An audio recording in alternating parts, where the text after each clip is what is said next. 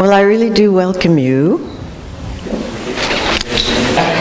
to this evening, and thank you so much for coming.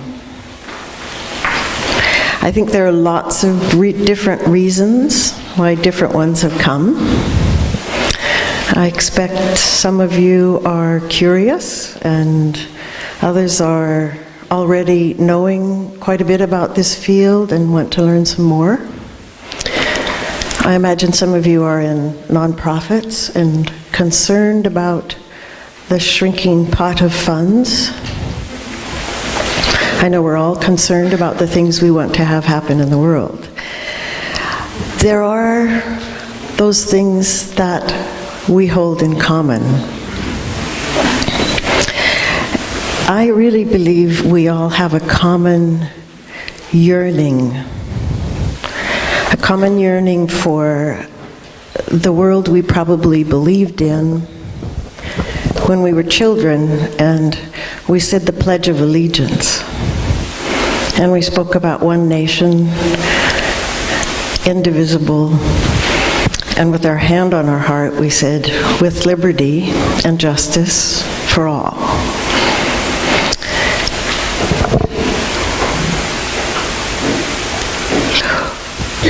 We wonder, what kind of world will the children have in 10 years, in 20 years, in 30 years?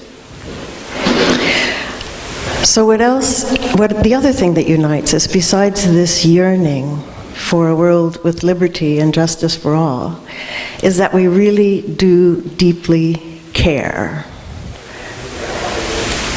And we care about things that sometimes we don't even let ourselves feel how much we care.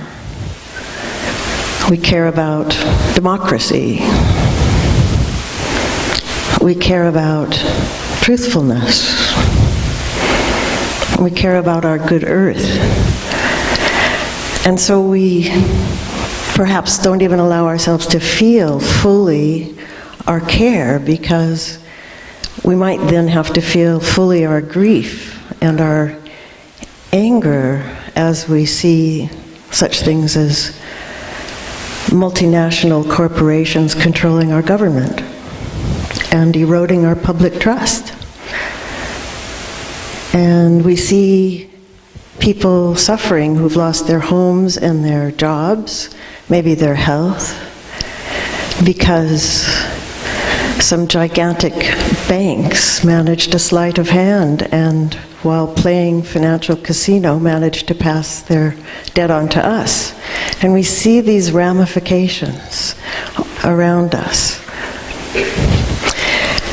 And recently I heard that the latest study on the ice is that 20% of our glaciers remain. So we are concerned and we care deeply about these things, but in the face of such huge forces, perhaps it's helplessness that we feel. It's not surprising that we would experience helplessness in the face of such huge forces. And helplessness is very, very uncomfortable. But welcome to tonight. Tonight there is some extraordinary good news for us to share together and learn about together.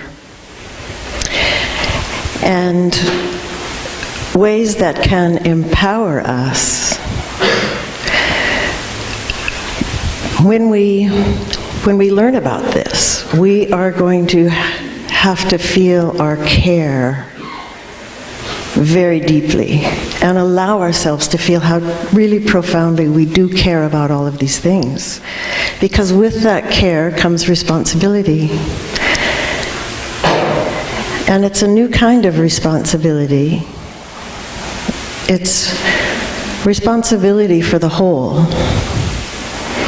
We see that our leaders are entrenched and embroiled and unable to even avoid the farce of a fiscal cliff, much less some of the cliffs that lie ahead.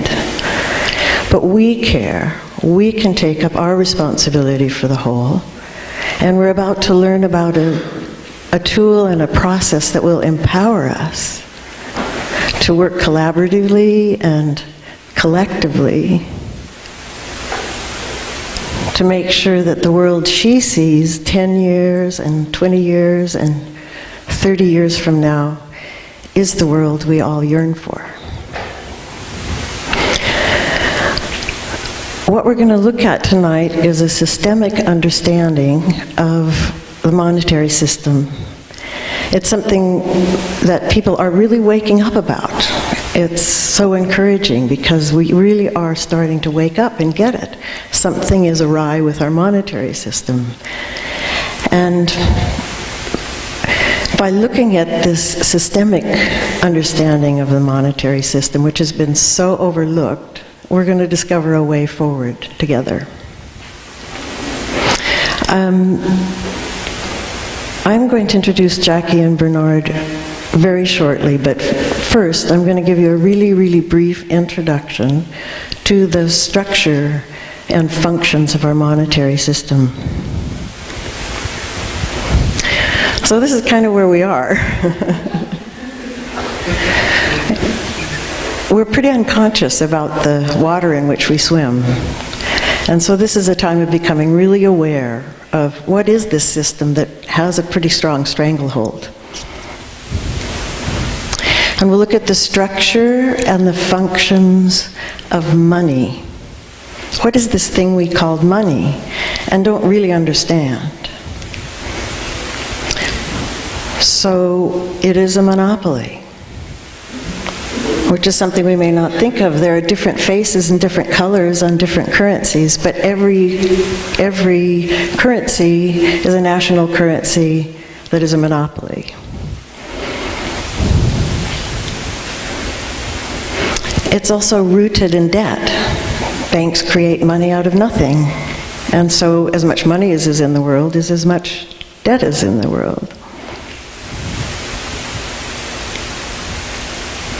It's also created with a positive interest charge. Now this is a really interesting aspect of money, and we will learn more about it. It's something that we think is probably a really good thing, but we're unaware of how much behavior it demands, such as compulsory growth. We can't have compulsory growth on a finite planet. Another thing is it makes for short-term thinking instead of long-term thinking. So we'll learn more about that. And it's just interesting to know that money can be created without a positive interest charge. That's a whole new thought, huh? And then the fourth structure is that this money is given value by the government requiring only that currency in taxes. So the functions of money, we don't often think that it actually serves different purposes, and these different purposes could be served by different structured currencies. But the first function is it's a medium of exchange. It's a unit of account. And it's a store of value. And I think this picture actually is a very, very good demonstration of our monetary system and one of its illnesses in that there are trillions and trillions of dollars not in circulation now, and circulation is what currency really needs to do. So that's the brief introduction to the structure of money. I'm going to introduce my colleague and great friend, Ben Werner, who's been working with me getting tonight ready. So this is Ben Werner, a local self-starting entrepreneur. Many of you know him, the creator of Revolution Motors, and he's very active locally with Community Land Trust, and I probably shouldn't tell you this, but working to change some of the ordinances for more sustainable laws and zoning. Okay, please, Ben Werner.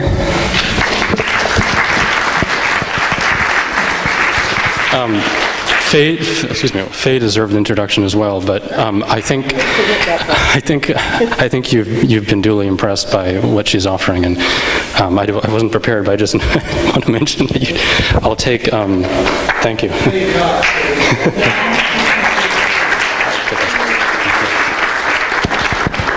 So, the subject of tonight really is focused on the solution to the deep problem that Faye has just shared with you and reminded you of.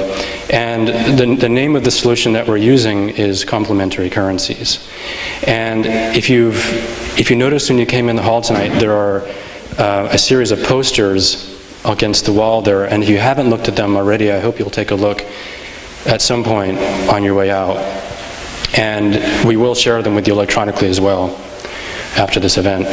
And I'm just going to go through them very briefly. I'm not going to go into the detail, but I just want to point out the common trait that each of these complementary currencies, each of these complementary currencies is a working, successful system today.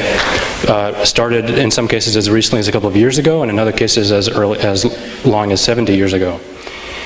And what they each have in common is they were not just a case of a community saying, or country saying, let's create a complementary currency and start circulating it for our own good. Each of these cases began with an understanding, a clear understanding of a particular need in the community, as small as neighborhood and as large as a country.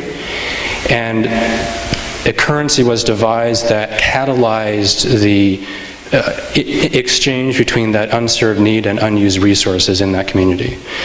So in each of these, again, there's a design which begins with a set of ingredients, recognizing the ingredients of unused resources and unmet needs, creation of a currency which catalyzes those to interact together, and of course, positive effects as a result.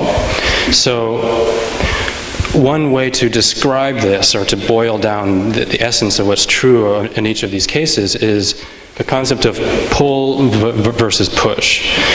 So, we'll just create our own currency and start circulating it because we believe it's a good thing, would be an example of push. But pull is that understanding and the clarity that comes from understanding the community and the ingredients and the need, and that the currency really is pulled by the needs that are there into circulation, and that's really what makes these currencies so successful. So this symbol that we're using really is attempted to convey this sense, and the question would be, what would be our currency or currencies in Santa Barbara that would accomplish some of these positive effects that we're seeing in other parts of the world? What are our ingredients? Therefore, what would be the currency or the currencies, and what are the effects that we're trying to achieve? Now, based on, thank you for, I think most of you have registered for this event, and that was, we asked you to register and answer certain questions for a very specific reason, to begin to find out what are our ingredients, what are our underserved needs and our unmet needs and our unused resources here. But we have a sense of what the highlights might be of a successful complementary currency here in Santa Barbara based on the responses you've given us so far. Affordable healthcare, affordable housing, affordable local food, and balanced budgets, just at the top of the list. So your registration results, I want to give you a little feedback from the feedback you've given us to begin with. And these are our ingredients. So you told us what three things you wished were more affordable, and we've rated them from the most urgently stated need to those that were not as critically important. And the most important we heard from you was healthcare. I was a little surprised by this personally, but maybe I'm unusually, healthy and actually, kind of off the radar anyway in the healthcare system. But this was really important for me to learn. Housing is not surprising. Food, especially local food. Transport, cost of transport, education, and legal services. And this is to match this. These are, in the same sense, the locally offered resources that you've shared with us. there's a lot of educators of various types in this town. Architects, people in the arts in various ways and forms, various kinds of business interests. We have some government representatives or leaders here. Some healthcare practitioners. We have a lot, of course, of holistic healthcare practitioners in this town, and some in the food. I would like to see a few more of those represented, but maybe as we move forward, we'll find them. And, you know, obviously there's some obvious correlations here, but as you'll discover, and as Jackie and Bernard will help us discover, you know, these correlations are not quite, don't have to be so linear and obvious. They're, the designs are not always obvious. So with that, Faye is going to introduce our guests tonight.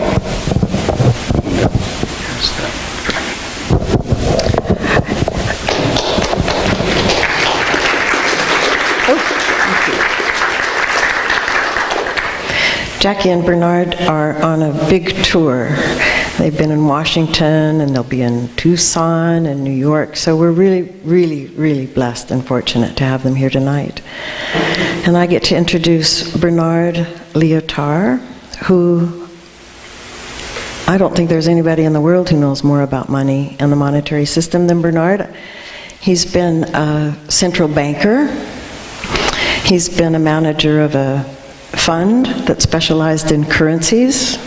He's been a university professor in economics. He's a consultant. And he was also one of the co-designers of the convergence mechanism called the ECU that became the euro. And there was one more, but it went out. So I think the main thing I want to tell you about Bernard is that he has been working for a very long time on something that the world hasn't paid much attention to, but now it's waking up. So first I'd like to introduce Bernard Lyotard.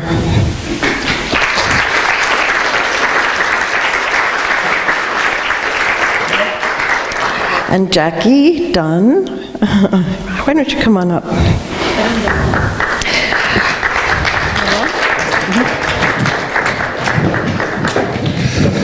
Thanks. Jackie Dunn is, if you want to sit over here. So, she's a great new friend, that's for sure. Jackie is an award-winning journalist, and she's the founder of Danu Resources, which is helping entrepreneurs with technologies to restore the earth. And she's here tonight because she's the co-author with Bernard of Rethinking Money. And it is a terrific book. And we have it from our own Ed Easton, former mayor of Goleta, that it's a page-turner. So if you can imagine a page-turner about finances and economics and money, they're for sale at the back with Eric from the Book Den. Thanks, Eric. And you can get signed copies if you're fast. So I give you Jackie Dunn and Bernard Lyotard. Thank you. Thank you so much. The clicker. The clicker? The clicker, please. Thank you. Go ahead. Do you want to go over there? Hello, Santa Barbara. Let's try it again. This is Santa Barbara. Hello, Santa Barbara. That's more like a welcome. Good evening, everybody. And as our darling Faye was explaining about the conventional money system, that we really don't understand the distinctions in our monetary system because we're like fish in water. We're born in it, we swim in it all during our lives, and we die in it. So tonight, you're going to become flying fish, meaning that you're going to be able to, actually swoop out of the water and get another perspective on money. So that's my promise for this evening. You're going to become flying fish. So I want you to take a look at this next picture. That, ladies and gentlemen, is in a third world country. That is an extraordinary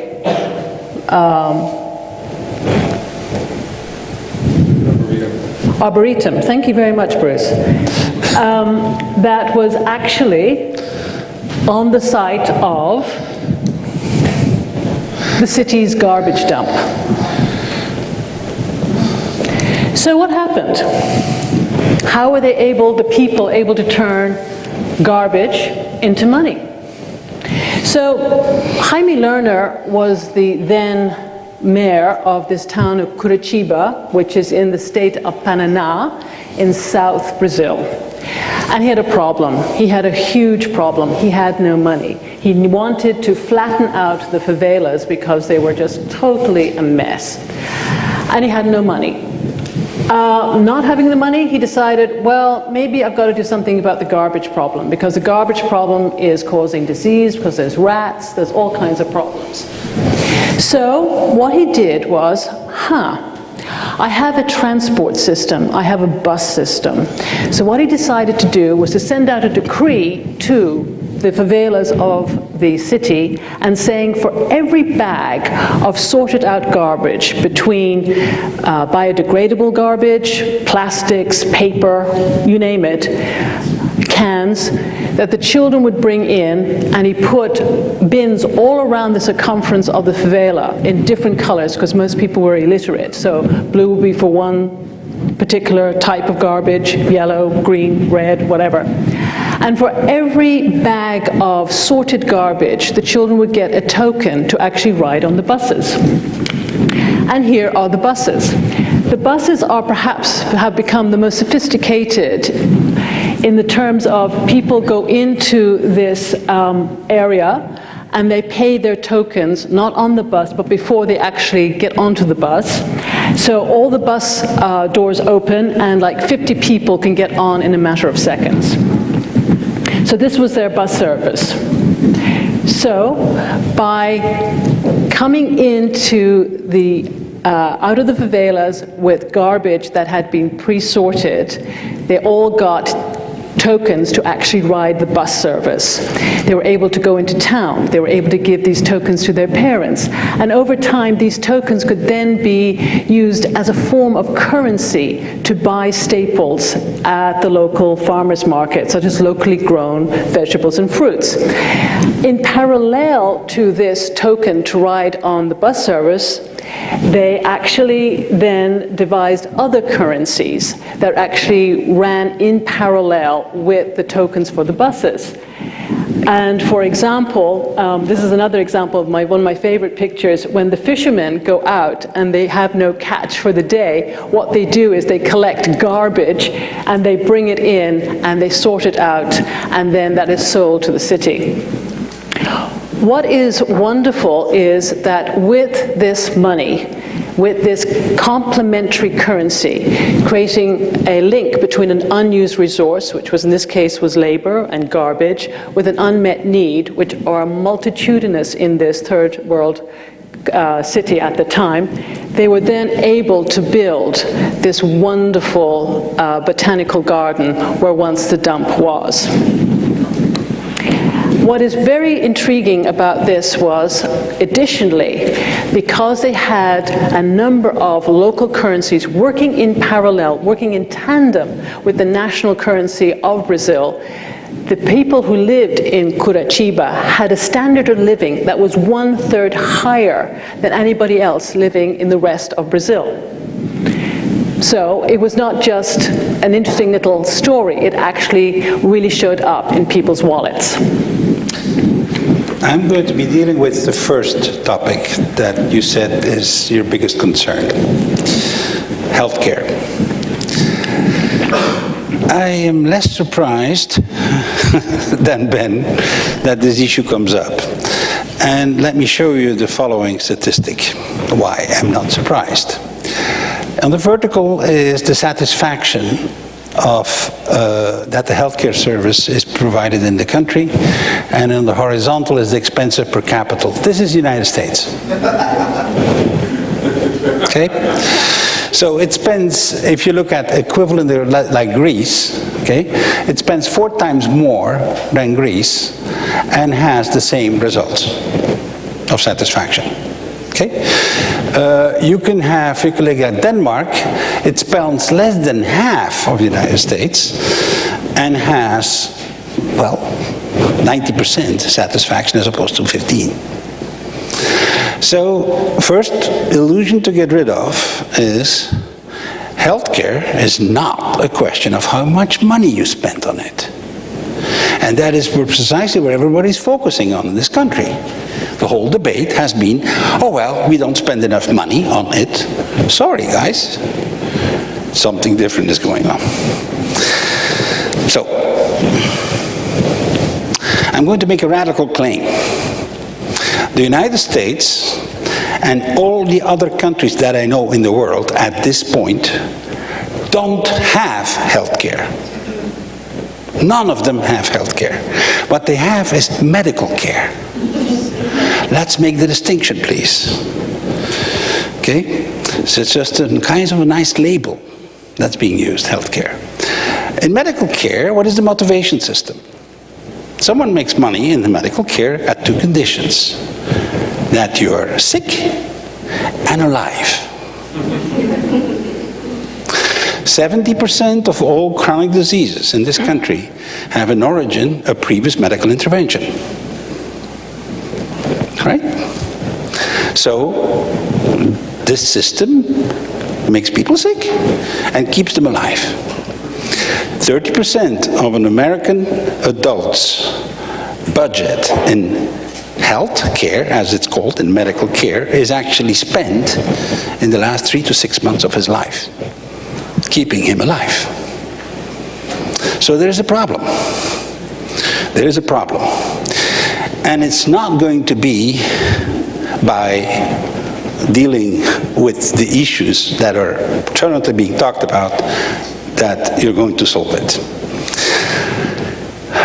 The return on investment, according to Johnson & Johnson, which happens to be a company that supplies a lot of medical care things, on preventive care is to 300 to 1,000%. We have dealing with a massive, massive market failure if you want to deal with health.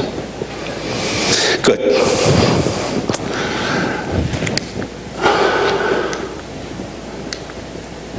I think we need to look at a wellness solution. Okay? A bit out of the box. So there are actually two pieces to this puzzle that we're going to be talking about. Two currency systems. They're not the same. We're talking about them not because they have to do them, but because other places are doing it.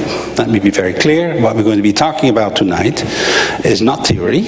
We're going to present solutions that other cities, other parts of the world have been using as an input into your process to design what you guys want to do. The first criterion for a successful complementary currency is local adaptation. So it's not going to be us who come with the solution in our pocket. We're going to tell you, look at that one, and find out whether it works for you or whether you need to change in it. That's the purpose of what we present here. So, the case is actually currently being developed in Ireland. The Irish Prime Minister has decided that he wants to have a healthy population for the simple reason that he doesn't have the money to pay the healthcare system. They cannot afford to continue with the system there, which only costs a fraction of here, by the way, which is another element. But they cannot afford anymore to do what they did, so they're forced to do something else. We're in a Curitiba story, okay, in some sense, because they had a problem that he couldn't solve, that he had to invent something different. So here's the idea, which actually is described in the book, by the way. So the source of this, of the Irish idea is actually this particular model. You all know airline miles, right? The airline miles, the frequent flyer miles. So that's a complementary currency, right? Now what's interesting about it is it shows that it's possible to do something on a very large scale. There are now 15,000 billion miles in circulation. Okay, that's not marginal, right? And there are 5 airline alliances managing that stuff, and they do it at a very low cost. Otherwise, guess what? They wouldn't do it. If you need an army of clerks to track your miles, it wouldn't happen. So that's the first point. And the second point is it actually shows you can change behavior of people by a pull, as then mentioned. You're not forcing them, you're not putting a gun on their head. You're saying, you know, we have a little reward here, and people become loyal to that particular airline. Oh, cute. Okay? So that's what they want. It doesn't have any other social purpose here. But now we can apply this to this. How about giving a reward for healthy behavior? For healthy behavior patterns, and encourage them. And they want to do that in Ireland with children. A third of all the children that are in school, high school and primary school in Ireland are now part of the system this year. Okay? So what's the idea? Well, you have a wellness alliance. In America, that would have to be basically the organizations that have a financial interest in having healthy people. First exclusion is all the hospitals. Huh? I mean, this is not a medical care system. This is a preventive system, right? And encourage preventive behavior. Fine. So it includes the local corporations, it includes the local government, because when people are sick, they end up paying for this at the end of the process. So they are playing the alliance role of the airline alliance. In other words, they administer the stuff, and they pay for it. How do they pay for it?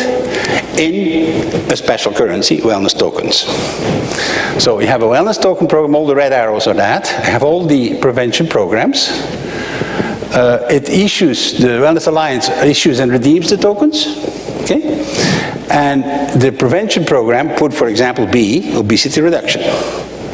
Because it's very easily to measure.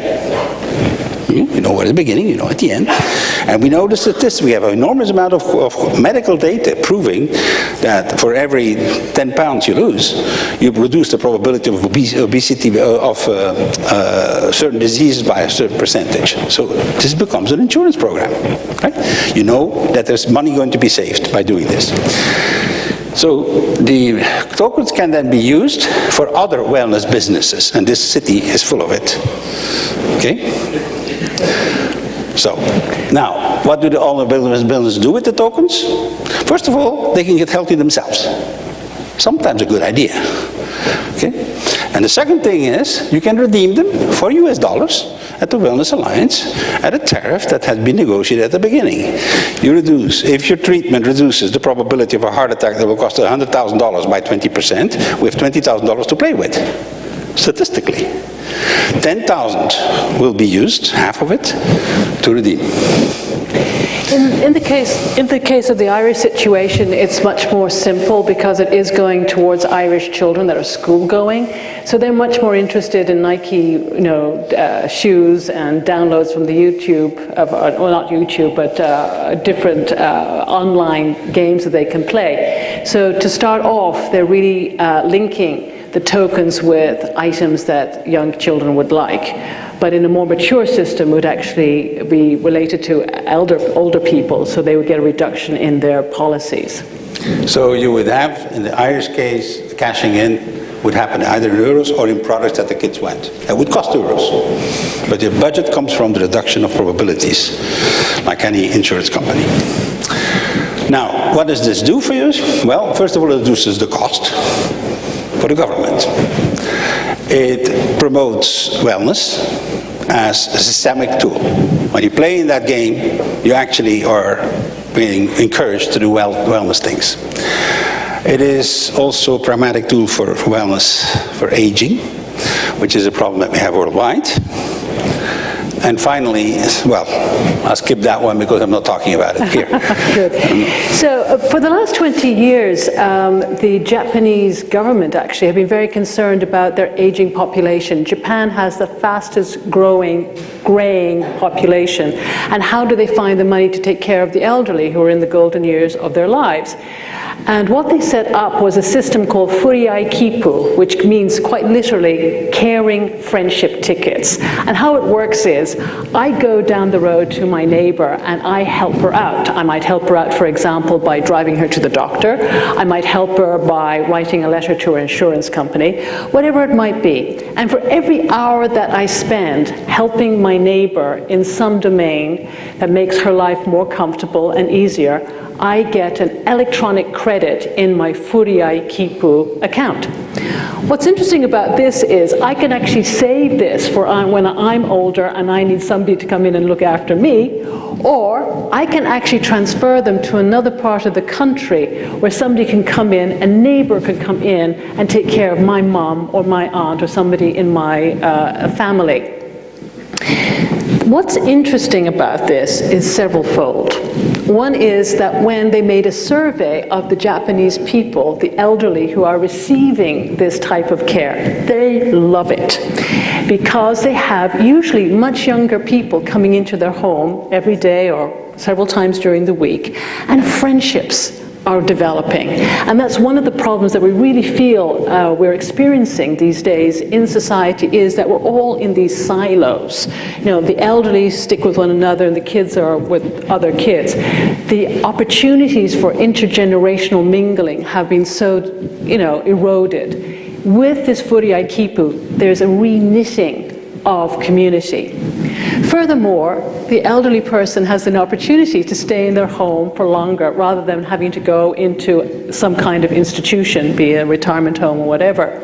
So they have the dignity and independence of living at home. And they have a neighbor keeping an eye on them to make sure that they're okay. So basically the Furiai Kipu system, which is about 500 systems networked all over Japan with 2 clearinghouses making sure that everything tallies, has been running now for about 20 years and is not costing the government a penny. Now clearly, if somebody needs dialysis or heavens above, has a heart attack, of course they're going to go to the hospital.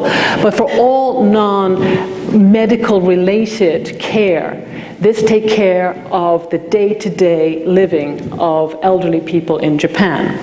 Again, this is called Furiai Kipu. It's basically based on time. There is something that is not that far from that model that's currently operational in New York. It has been blessed by the Mayor Bloomberg. With the visiting nurse program, there is a time dollar system, which we'll talk about later, there are about 400 time dollar systems operational in America. There are 1 or 2 adding every week.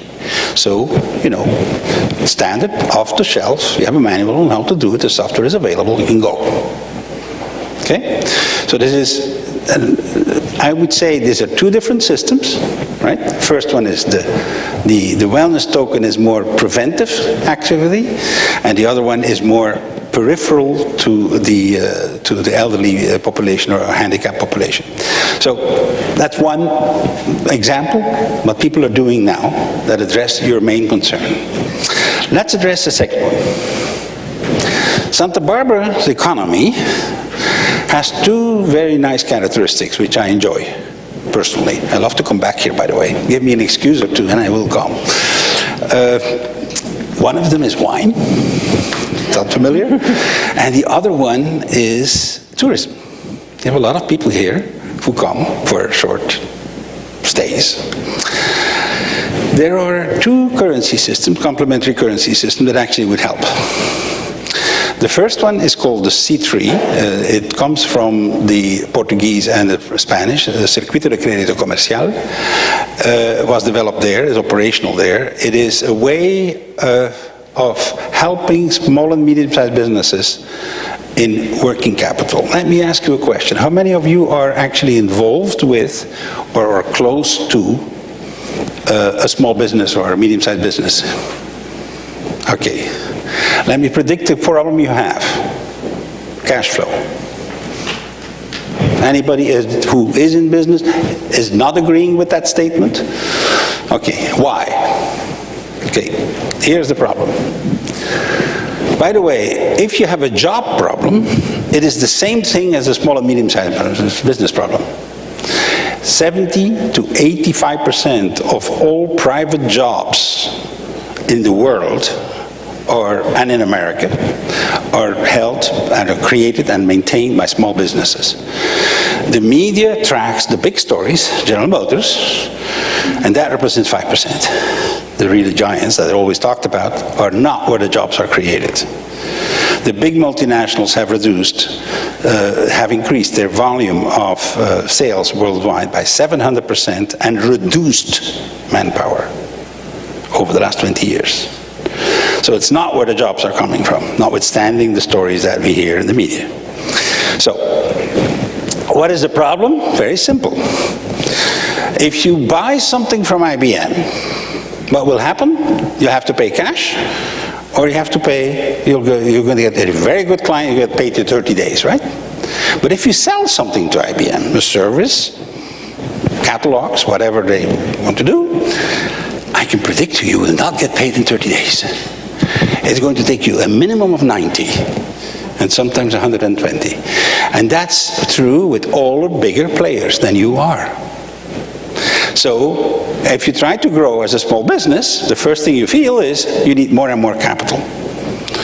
Okay, you need to buy more cash because the differential, if you sell, the more you sell, the less cash you have. Sound familiar? Good. There's a solution. That's what we talk about. Okay? And it's a currency. It's perfectly legal. You don't need permission from anybody to start this. What you need to do is a network of small businesses. And you can have a couple of big players in it as well. Right? But here's the trick.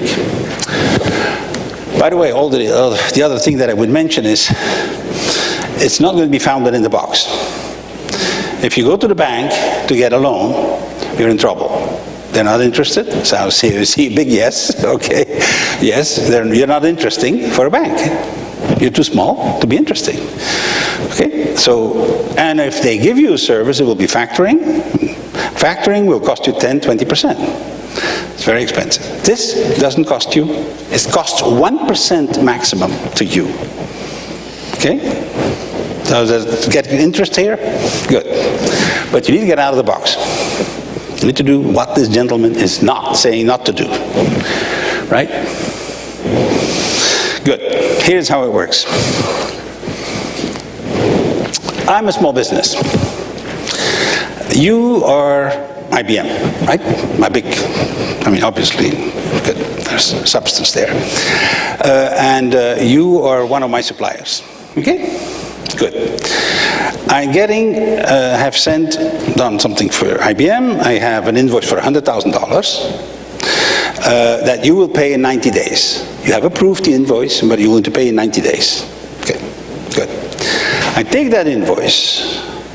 I get an insurance company involved, and that's the first thing that you need to find to implement this. That's probably the only hard thing to find, but it's fine. It's fun. It can be found in Brazil, it can be found in Uruguay. You can find it here too, right? You have the insurance company insuring that invoice.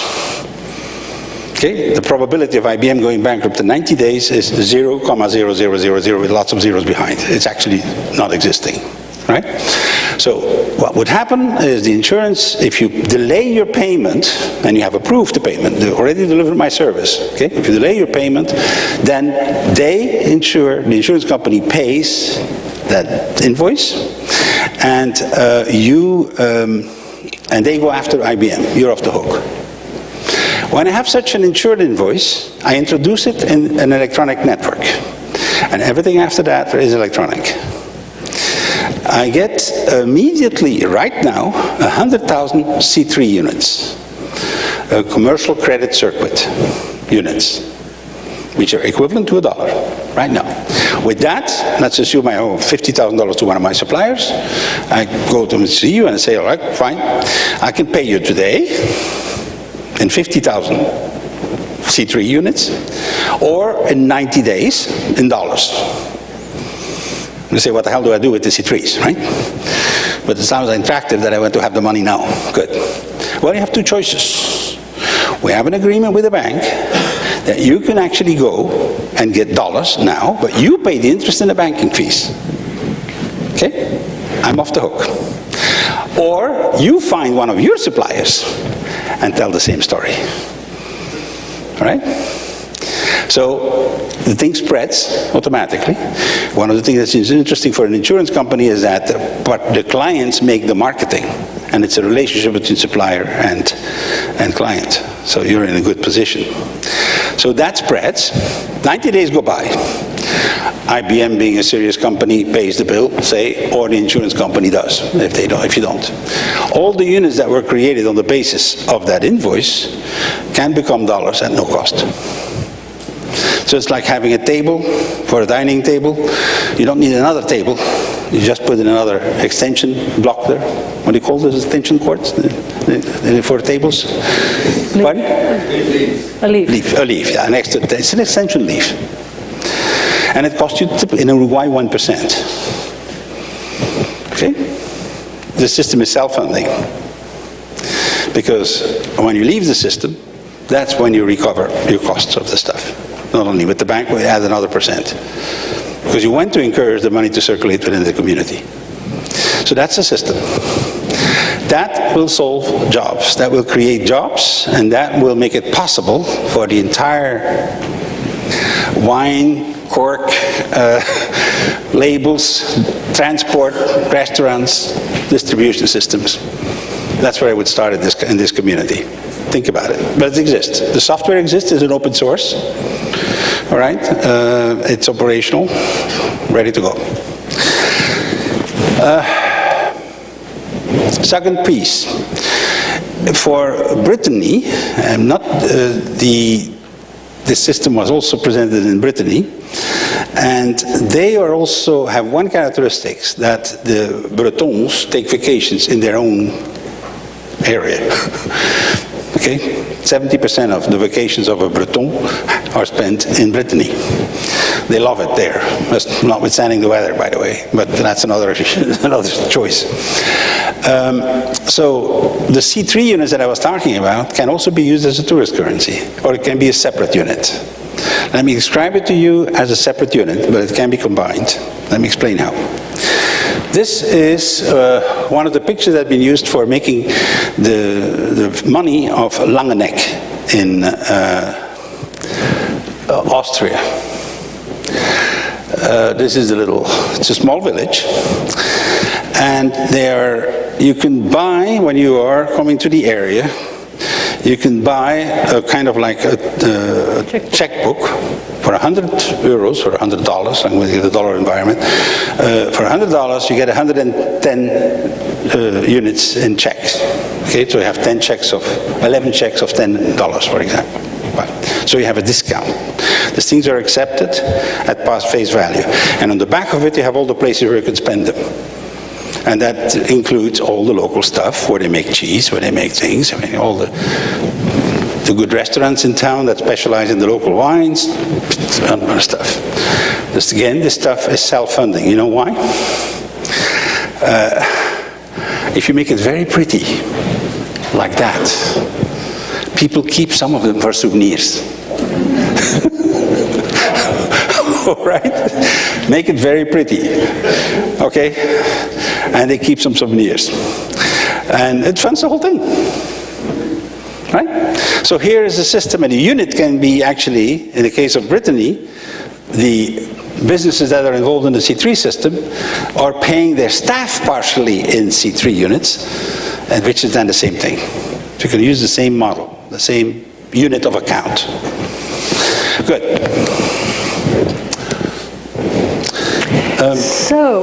Another thing that Santa Barbara said they were very, very interested in is education and learning.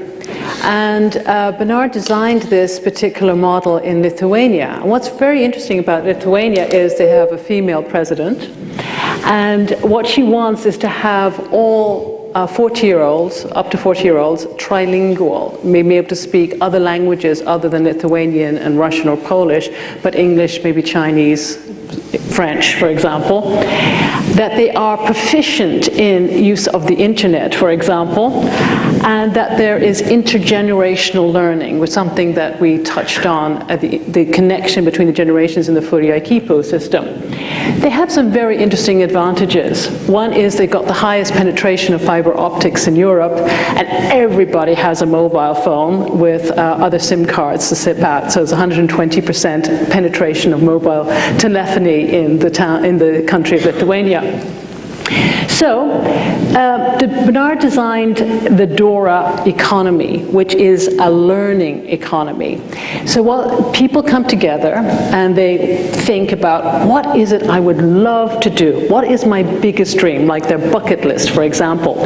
And it may be to go live with the Maasai in Kenya for a month. It may be to go study Zen Buddhism in Japan, for example. Whatever your desire may be. And you go to whatever your dream project, then you go to the Lithuanian Learning Foundation, and they give Doras, where you go and either offer, you make an agreement, okay, you will send me to Kenya for a month if I give 300 or 3,000 hours of English education to somebody else. And they said, fine, you go and earn 3,000 Doras, and we will make your dream come through. The red arrows or the Doras? So, additionally, there are... This is a contract, right? Yeah, basically, this is what you're talking about. Yeah, they make a deal. They sit down, they make a deal, they sign it. Additionally, in Lithuania, there are, and actually your Dora account number is your mobile phone number, by the way, which is interesting. There are a number of nonprofits in this country that have a learning quotient to it. There may be permaculture, and there may be courses in permaculture that they want to give. I mean, you name it. I think all NGOs or nonprofits have part of their mandate to teach and to learn. So somebody can actually make an agreement with these nonprofits.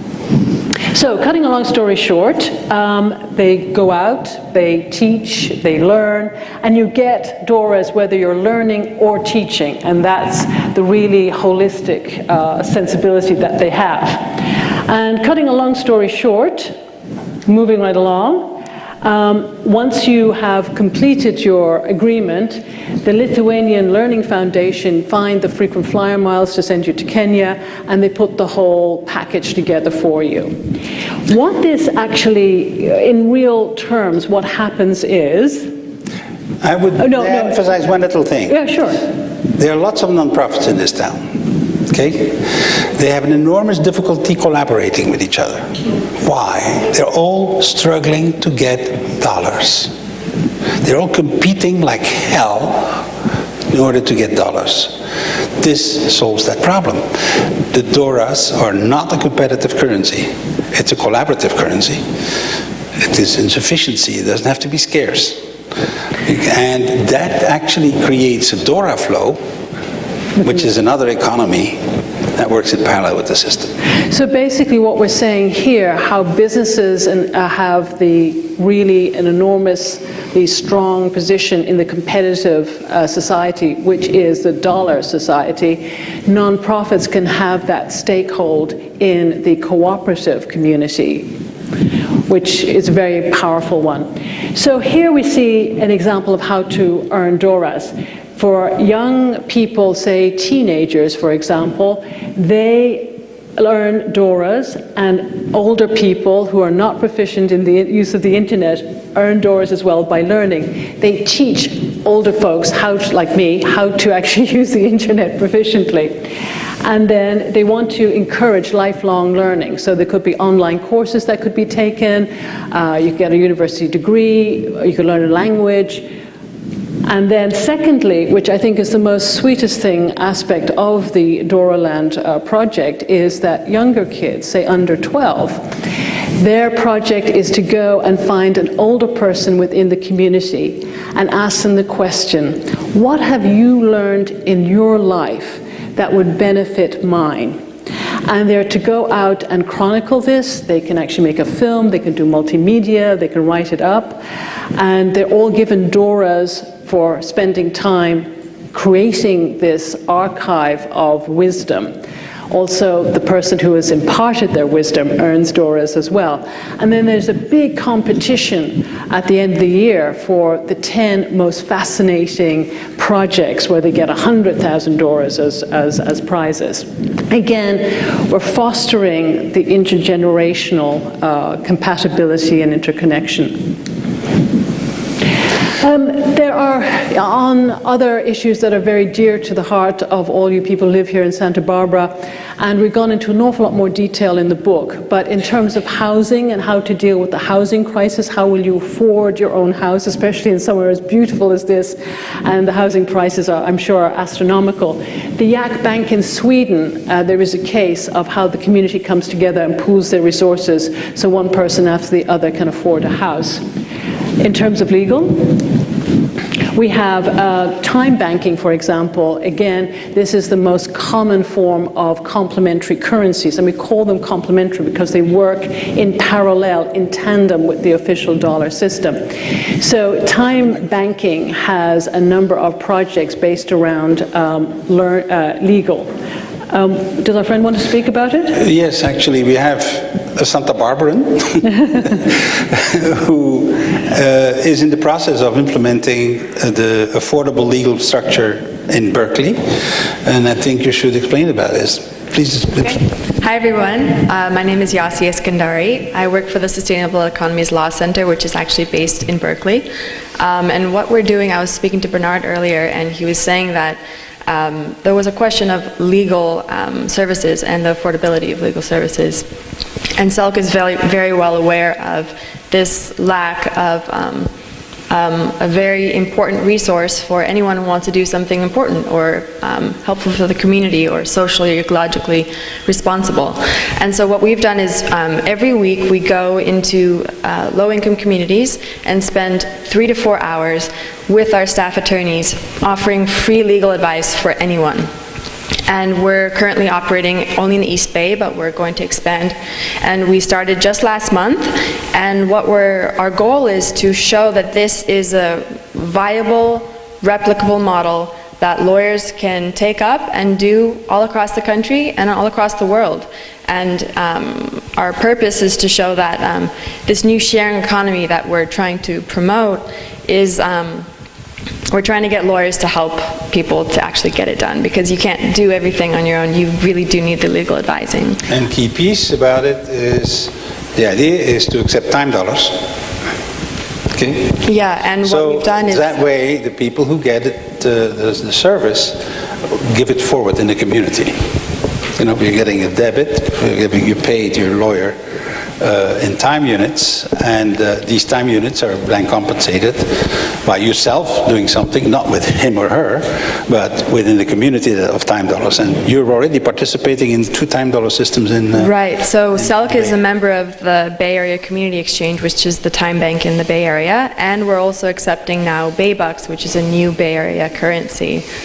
So any local currencies that are cropping up in the Bay Area, we're going to start accepting as payment if people can afford it. If they can't, then they don't pay. Thank you, Lisa. Thank you.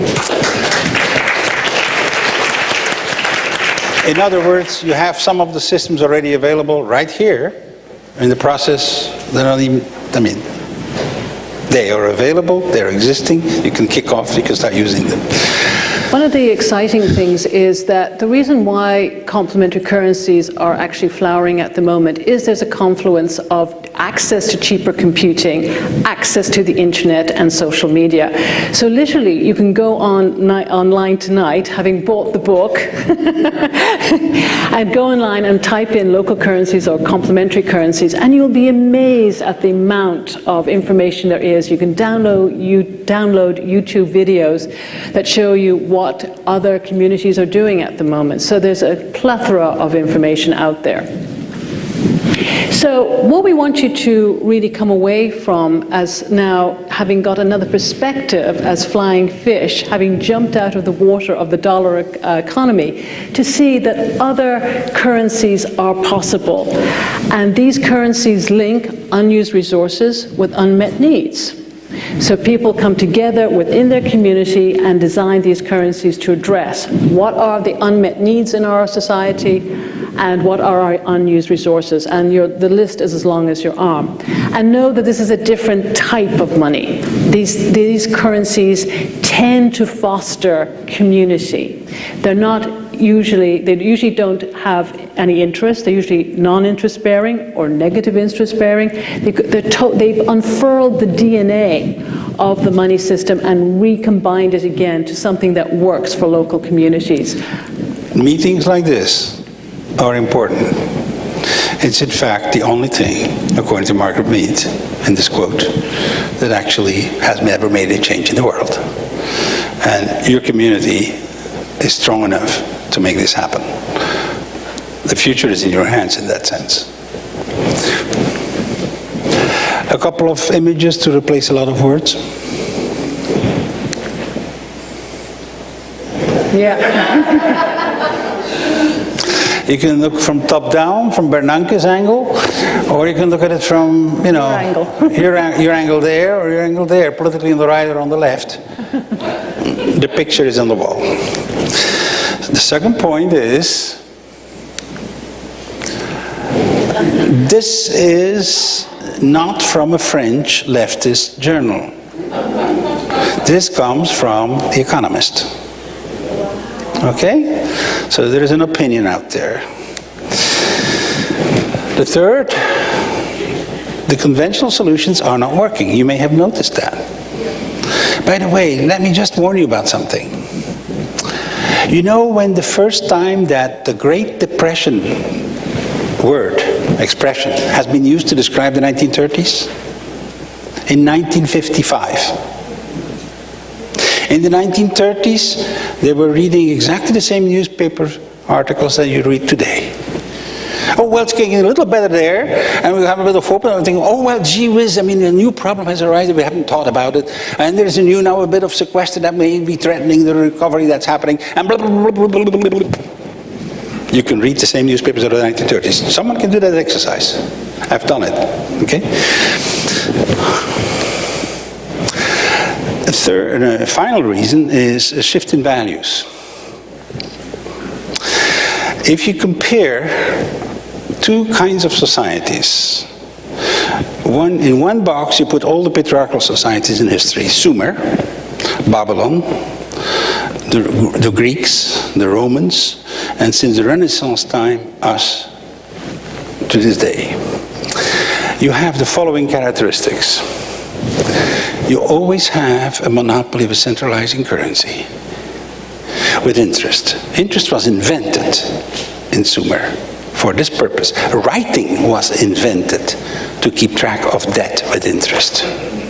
Not for love letters, for financial instruments. For all the stones we have, 3200 BC. Okay, now, there's nothing wrong per se with this. Okay, it has given us, among others, the industrial age and all the benefits that we can derive from that.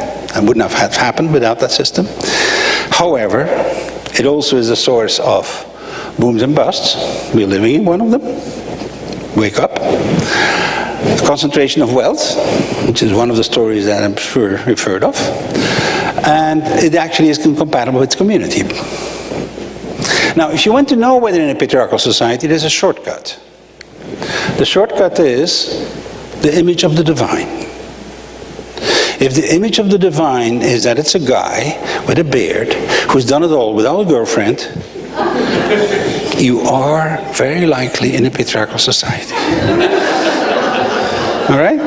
So there is an alternative, and they go more matrifocal societies. And in these particular societies, which is not where women were dominant, it's where women or feminine virtues or the feminine aspect of humanity was honored. We're in two primary civilizations. One was in dynastic Egypt, when they built all the great pyramids, and the other was in the Central Middle Ages. And what is interesting in those periods is that they had a number of different currencies, local currencies, community currencies, and communities can be defined in a number of different ways, working in tandem with another currency that was used for external trade, which today would be comparable with using the dollar, for example. And in these systems, what happened was that because they had these other systems, these complementary systems, they were able to do extraordinary things. For example, the great cathedrals that you go to visit when in Northern Europe, when you go visit Notre Dame, for example, they were built by the people, by the community around Paris, because they had so much more extra money. They could build an edifice in adoration of the feminine aspect of the divine, which was Mary. And all the cathedrals in North Europe were actually dedicated not to Jesus, but to Mary. So, and there was a time of general well-being. There was thriving economies. People were eating like 4 square meals a day.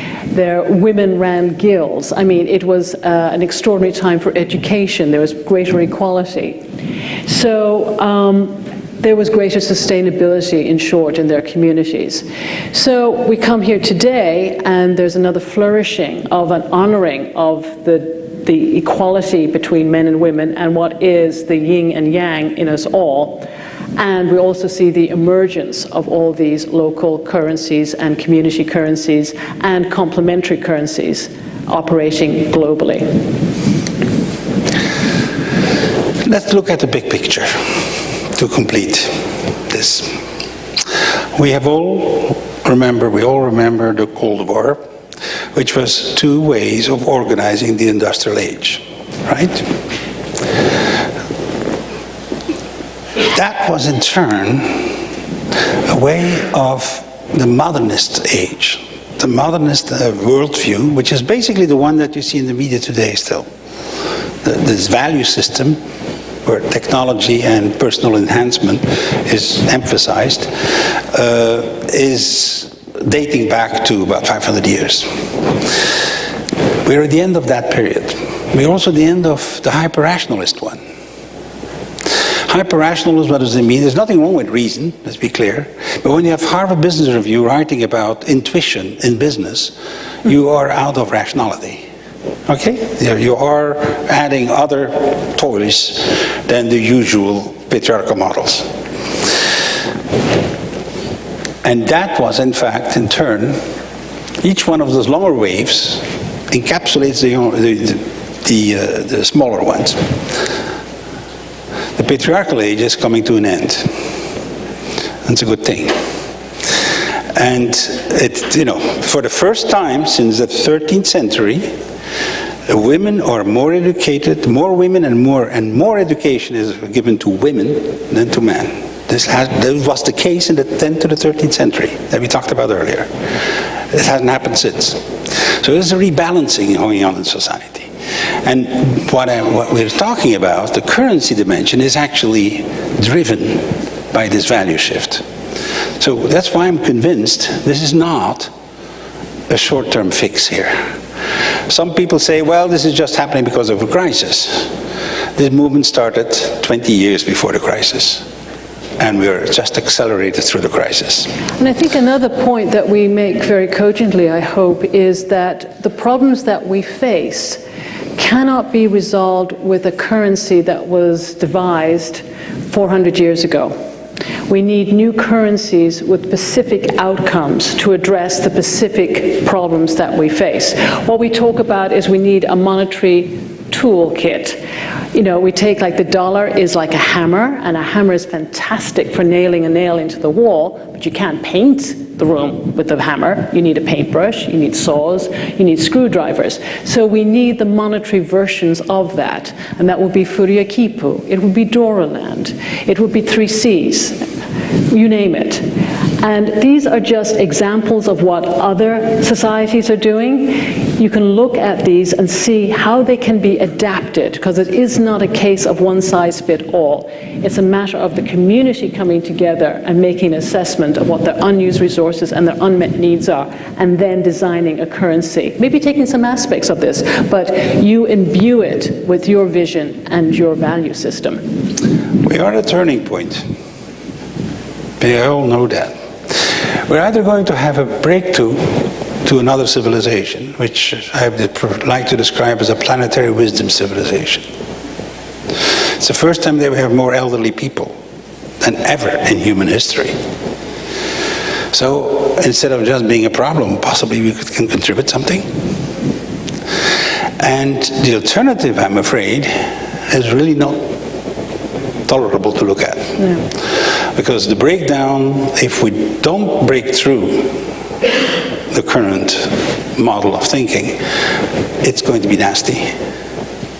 If we're going to go down to starting to fight for resources on a planetary level, for things like water, fundamental things, the CIA's most likely scenario for the next 25 years is that 75% of humanity will disappear. Okay? I refuse to believe that. I believe we do have a minimum of wisdom. Who said that? The CIA. And report. A study in 2010. I can give you the reference. It's a quadrennial analysis. I happen to know it because one of the people involved in it told me. And he also believed it. Enough to get out of Arlington, out of Washington, D.C., and go and live in a bunker in North Carolina with his own food. All right? He was a bright guy. He knows more about the stuff than I do. Questioning that, I didn't know CIA did stuff like that. I don't know what they do. Well, right. Well, It was just, we could check. All right. That's complete. I think there is a new opportunity here, a new balance between masculine and feminine energy. This is not about women and man. This is about the kind of energy, which is much broader. I prefer actually the Chinese terminology yin and yang because it's the only one that's precise. But it sounds New Age in our society. A New Age that's 10,000 years old is a bit strange to me, but fine. So, Jackie.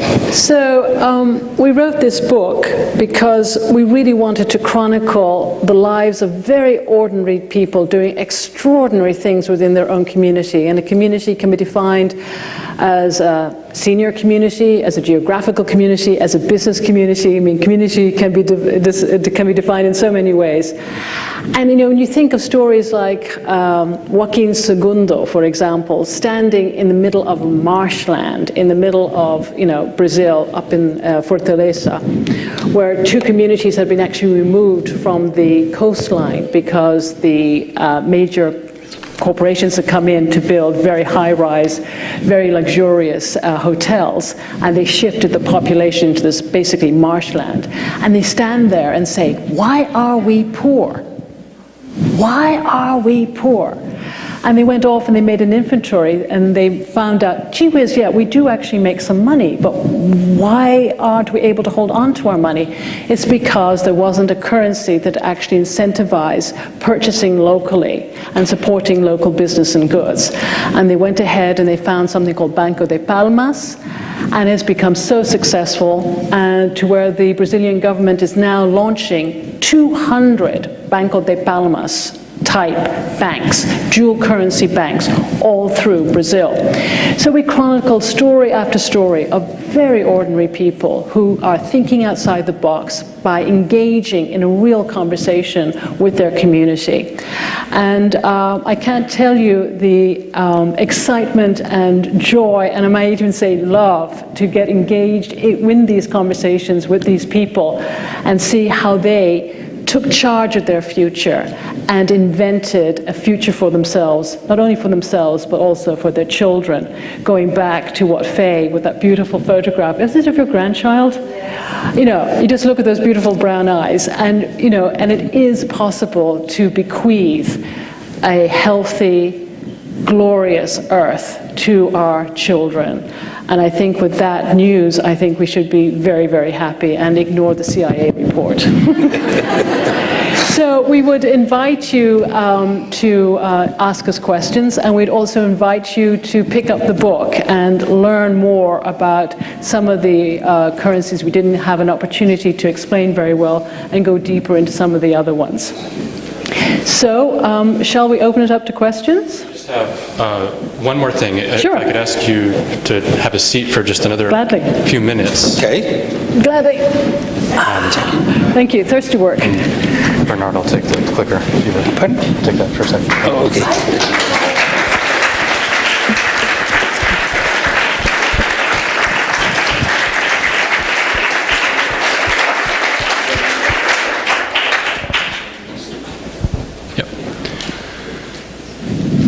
Oh, there's a few more images that got stuck in there.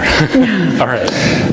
Next steps. This is what I wanted your attention for one last, because we're doing this not just to share this knowledge with you, but because we want to implement solutions like the ones you've seen here in Santa Barbara. We believe that Santa Barbara has the potential for really representing a global tipping point in being local and small enough to be accessible to each other, and yet visible enough on the global stage that when we do this, it really will be a tipping point for the world to know at that level about these solutions. So, next steps. If you haven't registered, please do so, and change your answers if you want to. I mean, based on what you've seen, based on any clarity you've had, if other priorities are more apparent to you, let us know.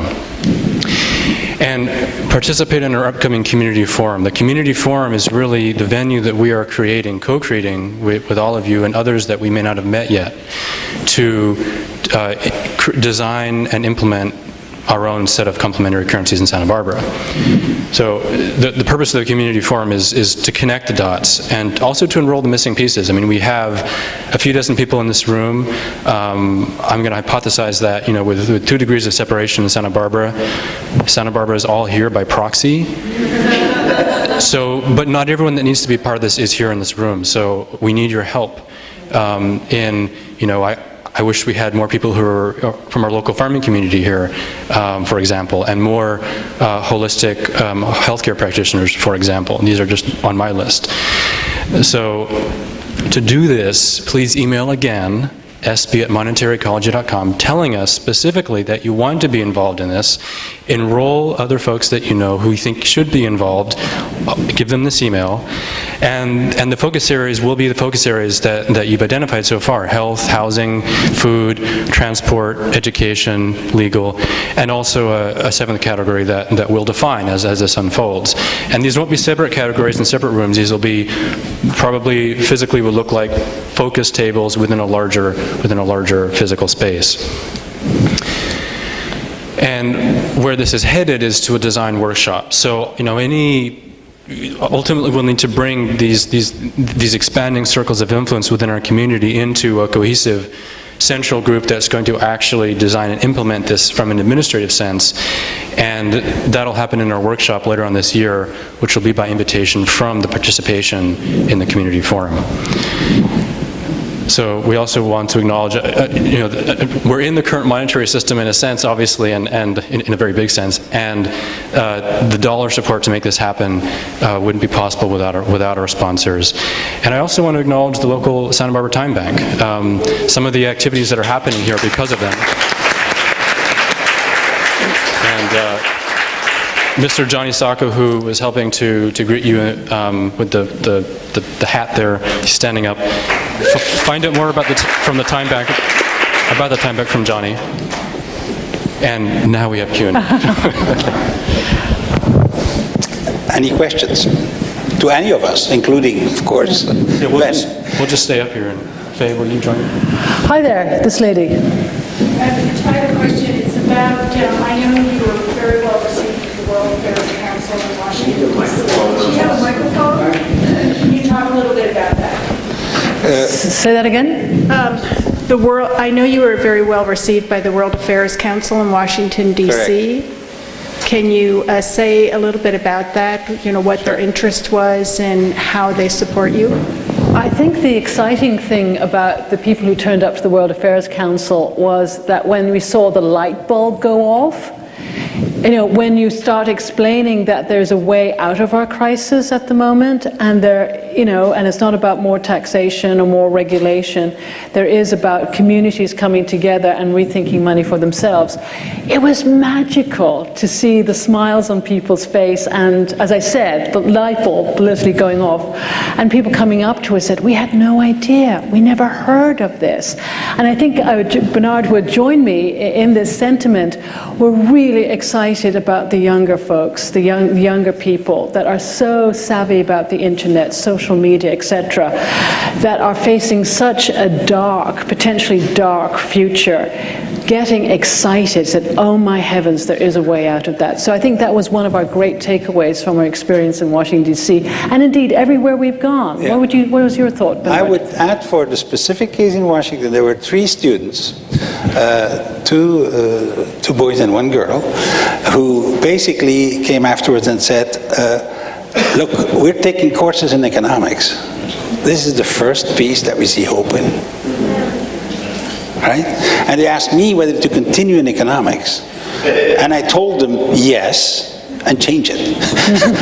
Because since Adam Smith to this day, the entire field of economics has as an implicit assumption a single currency. Patriarchal models. We're stuck. Please pass the mic to anyone else who has a question.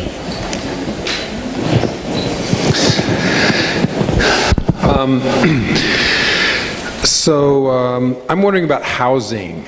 Are you familiar with systems, because here in Santa Barbara, for people who haven't gone after the almighty dollar for their focus in life, it's really rentals as well as buying is really difficult. I noticed you mentioned one model where I guess it looked like maybe it was people pooling money to help each other one at a time buy property. I'm guessing from what Lily you said.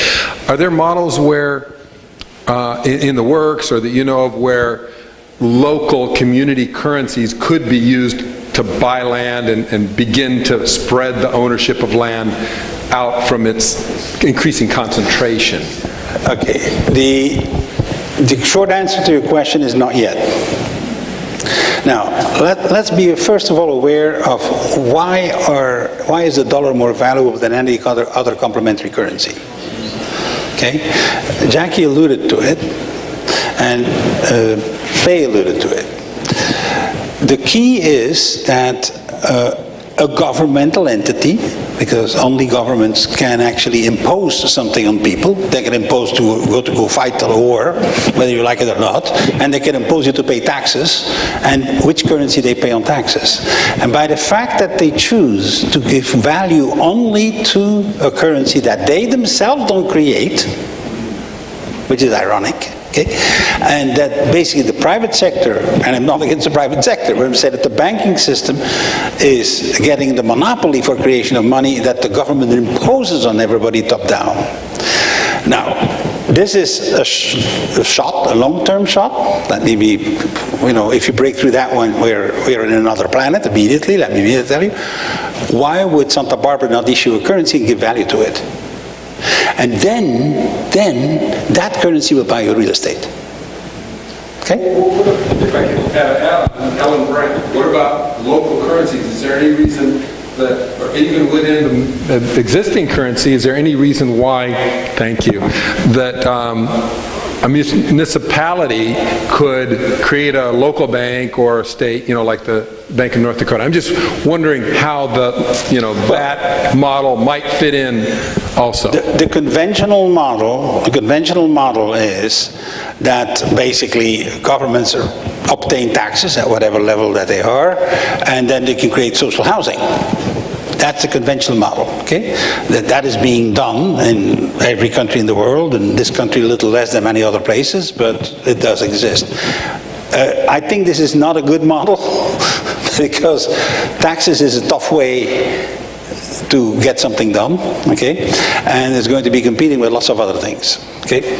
So my solution, the Jak Bank, which uses only Swedish krona, okay? This is a Swedish krona system in the national currency. It's another way of doing banking. They use it's too complicated to explain here. It actually is explained in the book, all right, and more than I will do here because it's boring for everybody else. It's an accounting exercise, but they managed to actually get rid of the interest problem by moving the interest around at different phases. You need to have a minimum amount of savings for a certain time, and you can actually increase your points. For every $1,000 that you keep for a month, you get a point in addition to the interest. And you can also work in the bank, do labor, process things, and get points. And these points at a certain level give you access to a very cheap credit. okay? And at the end of the process, at the moment of you retire, you actually get a bunch of Swedish krona back. So it's a very ingenious system that uses the conventional system to do banking that actually helps people that otherwise would not be able to afford the housing to get it. So that's a model that exists. It might be very interesting then to look at how a complementary currency could be used. I mean, I think there's an awful lot of natural resources here. I mean, land is one thing, but I was just talking to Ben. Ben, you've got some ideas about, you know, you're building yurts and using local materials to build houses.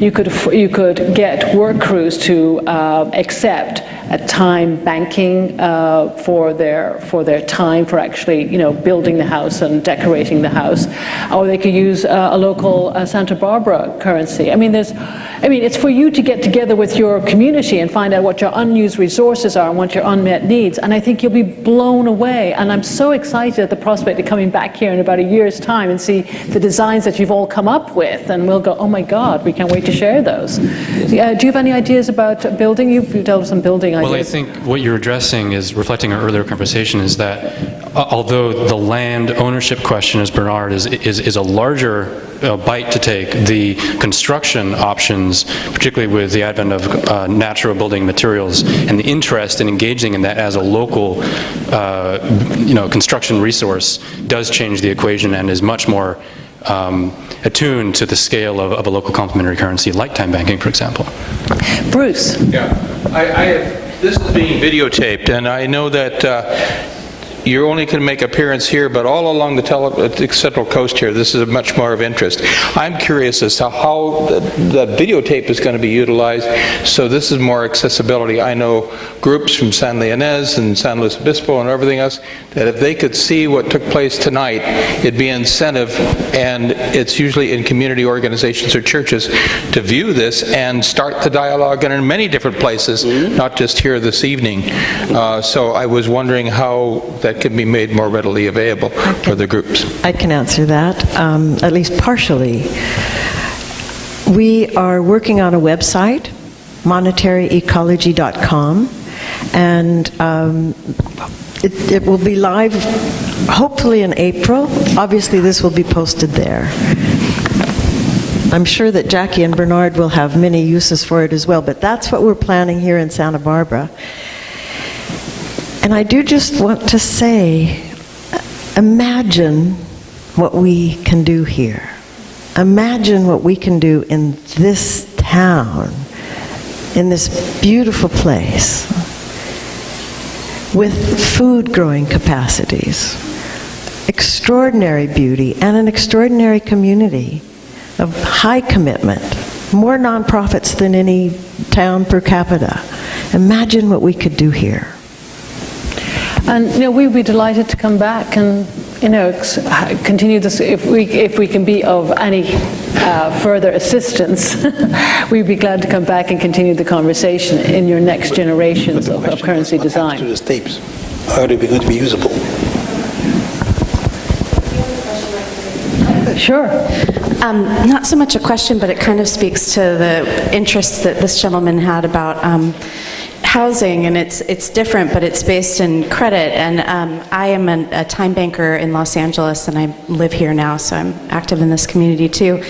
But in Los Angeles, in our time bank, we discovered that there were a lot of people, because they were using the complementary currency of time in their small business ventures, that all these cottage industry kind of businesses started popping up. So we thought, well, here we have these people who are already leveraging social capital to help defray costs of labor, and therefore they have more federal money in their pockets, so they can do more expansion and move more quickly than most small businesses. So what we decided to do was develop a community revolving loan fund. So I'm in the process of doing that, and part of it is a whole incubation process for business owners who might need help with a business plan. Maybe they don't have one. They've kind of started on their own. And so we're pairing up and mentoring with other people who are in the time bank, and everybody does it for time dollars. And once they complete the incubation process, they're eligible for a loan at a much lower interest rate than somebody who just wants to come in and get a microloan and be in and out in a couple of months. So their commitment to the actual process and a skill share means that they get more resources than they would in the traditional system. So Very there are just all exciting. kinds of creative ways that Very these kinds of exciting. things can be done. Thank you. I don't know, I had a question. I'm just wondering, like, can you just go do these things? You don't have to get permission or anything? No, you don't need a note. You don't need a note. You can ask permission to God. It says on the bill. Well, I know. If you want to get support in the community to get audiences for people to learn about the book and stuff like that, you don't have to go through any kind of governmental thing. Or No, anything. money resides in the space of an agreement. Money is not a thing, it is an agreement. And all through time, different things have been used as money. Cocoa nuts, shells, axes. In the third World War, that's an interesting Freudian slip. In the second World War, women's nylons were used. So, it depends what you agree to accept as money. So nobody's I think her question is different, if I understand correctly. You're talking about the legalities issues, right? Yeah. Okay. So the situation is different for different systems. The general principle is the following. You can do anything, you can use anything as a medium of exchange you want, but you need to pay your taxes in dollars. That's the current situation. There's one exception in this country, which is the time dollars. They have gotten 3 rulings so far that actually time dollar transactions are tax exempt because they solve problems that otherwise would cost a lot of taxpayer dollars. There are actually 41 states in the United States that pay one of their employees in order to start time dollars, because it solves problems without costing too many US dollars. So that's one situation. Now, for the C3 unit, it's very clear. You can start that tomorrow morning, but we always call it complementary. We're not getting rid of dollars. That's naive and not what we're talking about. You need a currency of that type too. A competitive currency is necessary in a society as well. It's the monopoly that's the problem. And under the current law, as long as you pay your taxes in US dollars, you can create whatever you want. And it's also interesting that 15 states in this country have either passed legislation or are actually talking about passing legislation to have state currencies, Utah being an example, for example. So a lot of people are rethinking money. Have we answered all your questions? This is fantastic. They're all ready to go. I think we're all Get just started. amazed with the possibilities and deeply, deeply grateful to you for putting all of this together, for coming and visiting us, and for the extraordinary amount of work you've done, and this tour to spread this word so that really the consciousness can shift throughout this country and we can shift things in the direction we know we need to go. One last question. Oh, okay. Go, Michelle. I just think it's time for us to, there's only so much you can take. It's a lot to learn, but this is the beginning. Okay. It's not a question, it's an announcement actually in relationship with what we're talking about tonight. This coming Thursday night, here at 6:30, we have a forum also about local cooperatives. So you're all welcome. It's a follow-up also along the same lines of what we're talking about here. Local cooperatives forum here Thursday night. Thank you. Thank you, Michelle. Thank you. Buy the book. You'll just be amazed by how readable it is. It's a page turner, as Ed said, and there's lots more to learn in it. Thank you. Good night. Thank you so much for coming. Thank you.